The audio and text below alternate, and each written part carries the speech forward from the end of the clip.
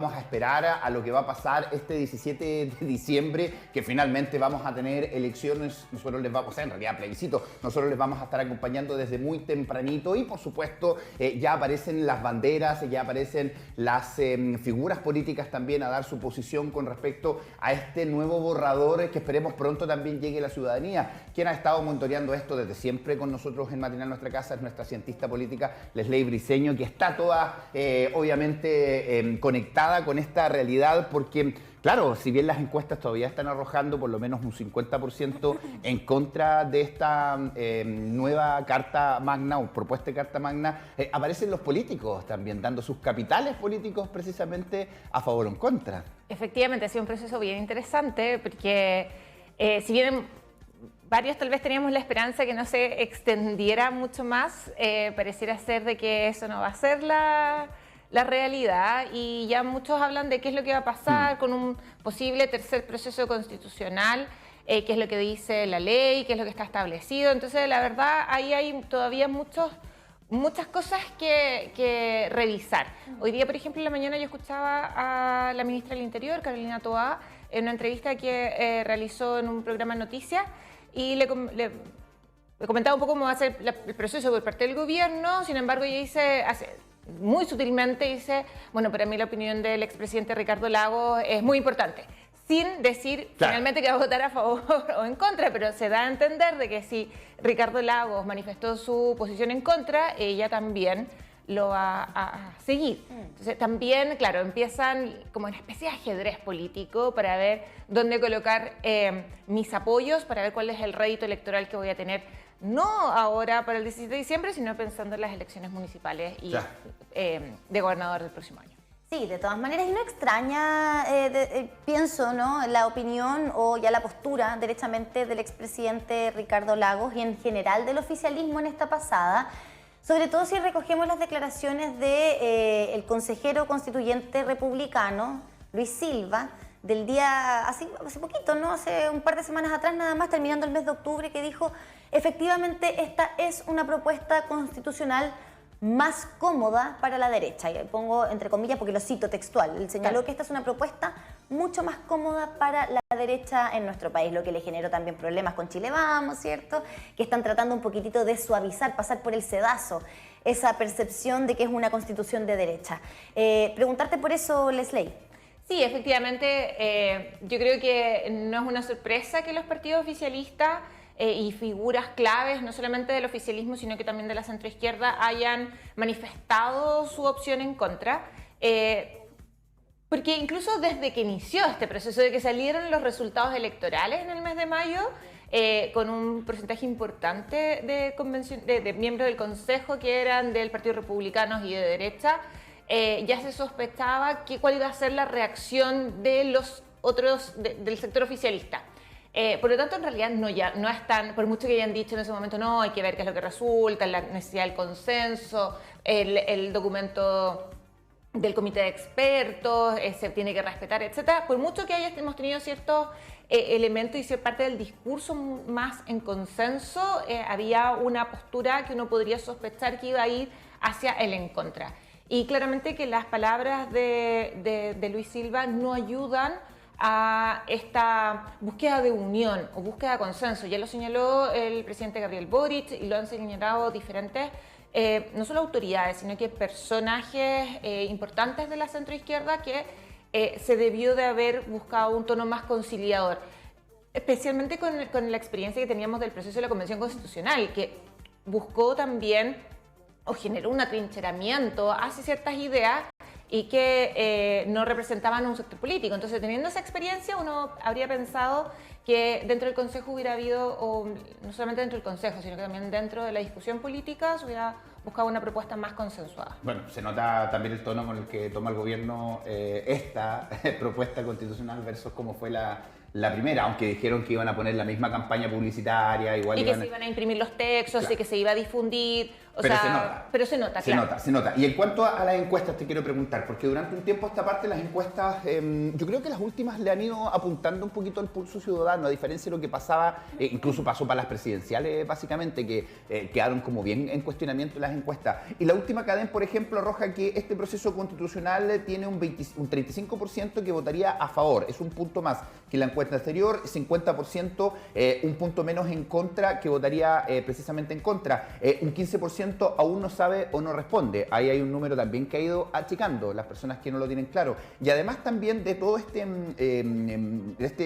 global, el 87% de los que se identifican con la izquierda van a votar en contra, mientras que el 70% de los que se identifican con la derecha van a votar a favor. O sea, ahí no hay mucha sorpresa. Pero este 15% ha ido acortándose también del indeciso al que no sabe. Yo creo que más que indeciso que no sabe, no quiere manifestar su opinión. Ya nosotros nos hemos dado cuenta, cuando uno ya revisa las encuestas, no solamente revisa la ficha metodológica, sino que además revisa cómo se ha ido levantando la información, con después los datos duros, porque la elección o el resultado electoral finalmente es cuando nosotros nos dicen, aquí está efectivamente ese porcentaje de, entre comillas, indeciso. Es personas que no quieren manifestar abiertamente su opinión, a pesar de que la encuesta, y eso es súper importante recordárselo a la gente, que las encuestas son anónimas, ¿ya? Cuando ustedes le hacen le piden que responda, después no se puede identificar con quién tomó esa u otra decisión. Hay mucho de lo que se conoce como el fenómeno de la espiral del silencio, ya que probablemente suene súper difícil de entender, pero es algo tan simple como prefiero quedarme callado o callada a partir de la opción real que voy a marcar en la papeleta y digo que no sé o que voy a votar por la opción que entre comillas es la más popular. ¿Y eso obedece al concepto que tiene una generación de que el voto es secreto? No solamente tiene que ver con eso, sino que tiene que ver además con que yo efectivamente la opción que voy a marcar probablemente no es la políticamente correcta. Ya, lo que pasó un poco con el fenómeno de Donald Trump. ¿Ya? Las encuestas daban por ganadora Hillary Clinton y recordemos que la noche de la elección, de hecho ni siquiera Hillary Clinton puede salir a conceder la derrota. ¿Pero por qué? Porque hubo mucho votante, entre comillas, un votante encubierto. Decía, no, si yo voy a votar por Clinton, pero en realidad voy a votar por Trump. ¿Por qué? Porque era un poco políticamente incorrecto señalarlo. Sí. Y eso es lo que ocurre mucho con el votante hoy día. Sí, bueno, en la misma encuesta CADEM de esta semana, además, el presidente Gabriel Boric tiene la más alta aprobación desde septiembre del año pasado, del 2022, un 37%, sigue baja, pero también para muchos esto se relaciona directamente con un análisis de cómo lo ha hecho el gobierno. Pasó con el primer plebiscito, ¿verdad? Aquí vamos en realidad a tantear el terreno de cómo lo ha hecho el gobierno hasta ahora, más allá de lo que pasa con la propuesta de constitución. Exactamente. ¿Se repite el escenario en este segundo proceso? ¿Podríamos traer esa misma realidad a este 17 de diciembre o el escenario es totalmente distinto? A ver, yo creo que siempre los escenarios son distintos y van variando, tienen otras variables. Yo sé que es algo súper extraño lo que voy a mencionar, pero la aprobación hoy día también depende de lo que ha ocurrido en las últimas semanas. O sea, el gobierno tuvo mucha visibilidad a partir de lo que han sido los Juegos Panamericanos. O sea, de hecho también el ministro mejor evaluado y que tiene una mayor aprobación es el ministro Pizarro, que es el ministro de Deporte. Porque claro, apareció en la prensa todos los días en los últimos 15 días. Con noticias positivas. Con noticias positivas. Y no apareció una vez, y tiene que tener salido así 10 veces por lo menos si es que alguien estaba, y en todos los canales de televisión. Ya sea entregando medallas, ya sea a través de sus redes sociales, etcétera. Y va a seguir apareciendo. Y también vimos un despliegue ministerial en los Juegos Panamericanos, el presidente yendo a actividades deportivas. Entonces, claro, esa visibilización claramente que ayuda a que uno suba los números. Por mucho que 27% sea un número bajo, ayuda. 37. Entonces, sí, claro, Fiu puede haber hecho también lo suyo. Exactamente. Que le dieron medalla de oro al cierre. O sea, claro, lo decía de todas maneras. De todas formas. Pero claro, ya hoy día, de hecho, también es algo que yo pude un poco pesquisar en las redes sociales, también en los comentarios de algunas otras, incluso comentaristas deportivos. Ya mañana vamos a volver a la discusión de de esto otro, la discusión política, porque pareciera ser que en estas 2 semanas como que hubo un sentimiento más de unidad. Y eso es algo que también destacaba hoy día la ministra Toá, el tema de por qué no trabajamos más en la lógica consenso. Ahora, quiero tomarme ese ejemplo para entregarle también un mensaje a todas las personas que nos critican, hablo de los medios de comunicación en general, que siempre estamos hablando de accidentes, siempre estamos hablando de asesinatos, siempre estamos hablando de noticias negativas. Es por esto mismo, por no perder el foco de lo que nos está pasando, porque si empezamos a hablar de cosas que obviamente a todos nos gustaría poder hablar. Los panamericanos se robaron obviamente la película, pero pasaron cosas muy graves dentro de nuestro país, en nuestra región en particular, detenidos por secuestro, un asesinato, un sicariato afuera de la cárcel. Entonces, si nosotros como medio de comunicación dejamos de hablar de estas cosas, finalmente se genera todo esto, estas especies de cortinas de humo para esconder un poquito nuestra realidad y obviamente no, o hacerse, o que se hagan menos responsables también quienes que deben tomar las decisiones. Y ahí, claro, vamos a volver a retomar todo esto y muchas personas se van a encontrar de golpe con que tuvimos un pequeño veranito de San Juan en lo comunicacional, porque Exacto. pasaron cosas muy graves también entre medio. Y ahí es importante también en cómo se va a abordar eso desde el gobierno, porque ya sabemos que este proceso constituyente para ellos es muy importante, pero cómo se retoma la agenda también.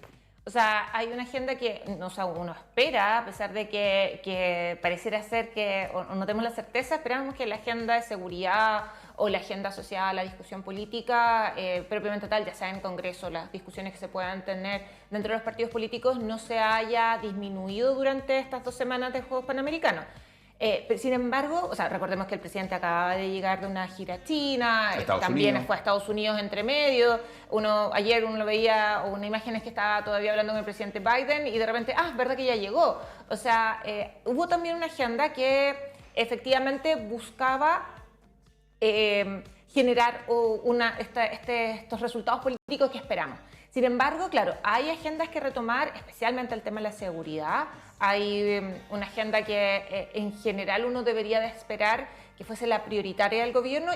Y ojo, y aquí también lo miramos un poco con el tema de la discusión de la propuesta constitucional.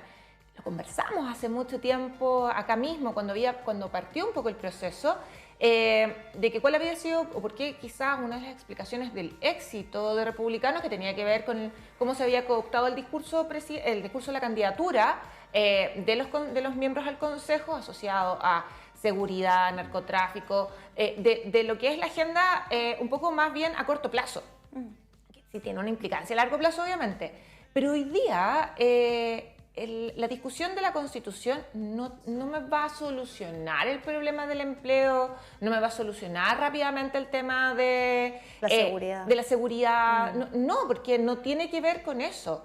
Ustedes ya varias veces lo hemos conversado acá también, de que esta percepción que le había señalado el ministro de Justicia, esta percepción de la ciudadanía que el largo plazo es 6 meses, creo, eso no es largo plazo. Largo plazo pensemos 30, 40, 50 años. Por supuesto. Y obviamente que esa discusión no estuvo en el documento, si bien está asociado pero es una discusión de leyes. Y ahí es donde tenemos que mirar qué es lo que está pasando. Y con respecto a eso, porque claro, tú lo decías hace un rato, Leslie, para nadie es sorpresa que esta constitución o esta propuesta en este segundo proceso tenga el sesgo de la derecha chilena porque son mayoría dentro del Consejo. Eso no extraña a nadie, pero lo que sí, no sé si extraña o quizás preocupa en esta oportunidad es que hay algunos aspectos que analistas han recogido, ¿cierto?, como puntos claves en los que se ha impuesto la visión de la derecha como única alternativa, sin dejar el espacio al debate que pueda ocurrir después en el Congreso Nacional en la discusión de las leyes. Eso es lo que te quiero preguntar, porque existen casos o ejemplos en otras constituciones del mundo donde veamos una sola visión impuesta respecto de materias importantes como son el aborto, por ejemplo, la protección de la vida del que está por nacer, la salud, por ejemplo, educación, entre otras materias. Es así, podemos encontrar ejemplos donde veamos solo una visión como la única opción. O sea, no hay espacio ni siquiera que después lo podamos discutir en materia de ley, porque va a ser llevado al Tribunal Constitucional.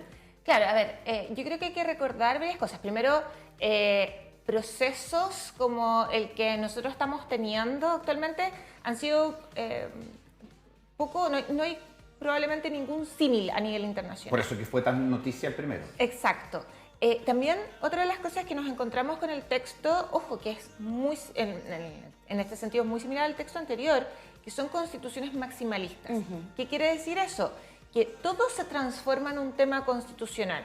Y ahí hay que mirar un poco qué es lo que ocurre con otras constituciones que son similares. Y claro, hay, por ejemplo, el tema del aborto, hay constituciones en otros países que son muy taxativas de que no hay posibilidad de discusión. Pensemos en Irlanda, por ejemplo, que, para poner un ejemplo de un país occidental, porque si nos vamos al Medio Oriente nos vamos a encontrar con otro tipo de cosas.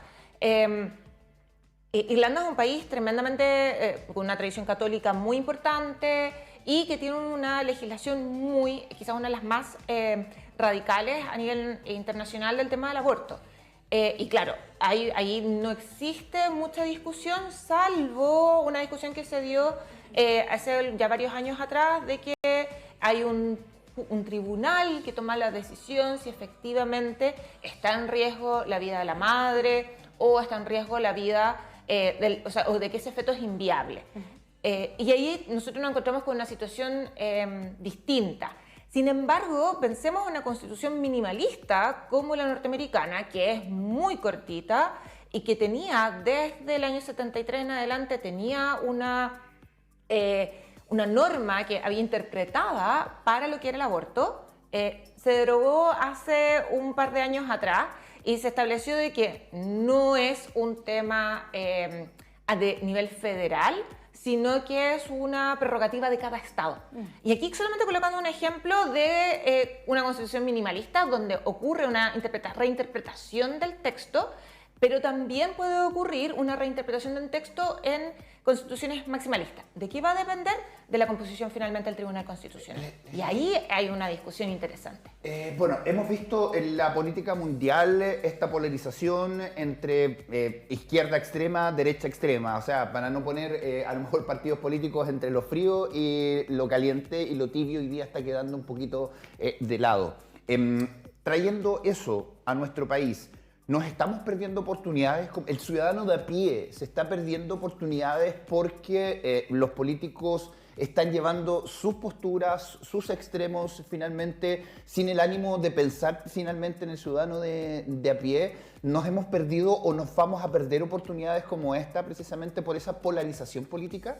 A ver, yo creo que hay varias cosas ahí. Hay un tema asociado con un proceso que está súper desgastado ya, por diferentes variables. O sea, no es la misma, o sea, si nosotros pensamos octubre del 2019 a octubre del 2023, 4 años, pandemia por medio, etcétera, hay un desgaste natural. Probablemente el proceso o el momento del proceso constitucional debió de haber sido el año 2020 solamente, eso, haciendo historia ficción, o sea, mirando hacia atrás el proceso con... Pero siempre es bueno un poco ir revisando constantemente los documentos. Yo he escuchado hablar de algunos analistas y también colegas más cercanos que se habla de un nuevo proceso como de ensayos constitucionales, como fue durante el siglo XIX, con la diferencia que estamos en un proceso donde la ciudadanía es mucho más participativa o tiene más ganas, entre comillas, de participar. Quizás tiene un poco más... con acceso a información, como puede haber sido el año 1820, que no había mucho acceso, pero sí lo que tenemos claro es de que también la gente está cansada de ir a votar tantas veces, hay un nivel de desconocimiento enorme y probablemente nos vamos a encontrar con que al 17 de diciembre, mucha gente que, recordemos que además es un voto obligatorio, nos vamos a encontrar con que mucha gente va a llegar a la urna y va a votar, ok, ¿qué es lo que tengo que votar? Me da lo mismo. Voy a votar por cualquiera de las dos opciones, o voy a anular el voto, o voy a doblarlo y lo voy a poner en blanco. ¿Por qué? Porque vine a hacer la fila de algo que en realidad no me interesa. ¿Por qué? Porque no me han solucionado el problema del costo de la vida, porque esto no me soluciona el problema de la inseguridad, no me soluciona el problema del microbasural que tengo en la esquina, no me soluciona ninguno de los problemas que son del día a día, sino que me está solucionando, o me dice que me va a solucionar cosas aquí a 30 años más. Y ese es un problema, porque efectivamente la Constitución es un temazo, porque rige todas las cosas del día a día. Es la gran política pública de donde emanan las políticas públicas pequeñas. Y si nosotros no estamos preparados para enfrentarnos a esa discusión, probablemente vamos a seguir en este loop eterno. Sí. Esto viene más o menos casi en la mitad ya del gobierno del presidente Gabriel Boric, ¿verdad? Este plebiscito de salida el 17 de diciembre. ¿En qué pie queda el gobierno del presidente Boric particularmente con respecto a este plebiscito? Porque ganar perdiendo siempre es un escenario complejo. En este caso, para el oficialismo, la opción ganadora, entre comillas, sería en contra. Exacto. Ganar perdiendo, ¿no? Sí, pero es que además hay que leerlo en forma bastante distinta, porque hay ciertos sectores que quizás van a votar en contra, pero que eso no significa que estén a favor del gobierno. Entonces, los resultados no se pueden leer de la misma forma del apruebo-rechazo del año pasado. Como tampoco se puede leer la misma clave de lo que fue la elección de los miembros del Consejo Constitucional. Pensemos incluso que Rojo Edwards está haciendo un llamado a votar en contra. Podríamos así decir, una escisión dentro del mismo Partido Republicano que llevó la discusión del Consejo. Y perdón, los dichos de Moreira de la semana pasada que sorprendieron a muchísimos. Moreira, la imagen de claro, extrema... de la imagen de la derecha más pinochetista. Claro. Entonces uno dice, a ver, ¿qué es lo que está ocurriendo? ¿Cómo voy a interpretarse en contra? Además que viene toda esa discusión, ¿cómo van a hacer campaña los miembros de la derecha que están en contra? Entonces, por otro lado, nos encontramos con un demócratas y un amarillo que señalaron su opción a favor, pero para que hayan reformas. Y que uno podría, y si bien esto podría significar que hay muy pocas posibilidades de un acuerdo político posterior con la centroizquierda, en política nunca nada está cerrado. Y nos encontramos con que, por ejemplo, hoy día no específicamente hoy, pero en los últimos meses la democracia cristiana ha estado coqueteando bastante con el gobierno, con el oficialismo propiamente tal, un coqueteo que le acomoda también a la democracia cristiana constantemente, pero el escenario político es un escenario político muy variable.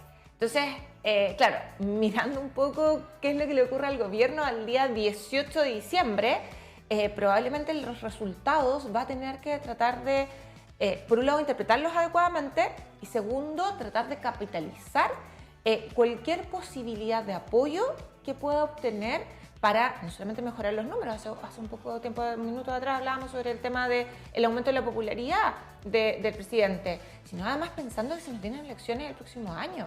Y elecciones que son municipales, o sea, alcalde, concejal, gobernador y miembros del Consejo Regional. O sea, ahí también hay una elección que probablemente están todos los partidos mirándola. O sea, queda prácticamente un mes para las próximas elecciones. Estaba mirando el calendario.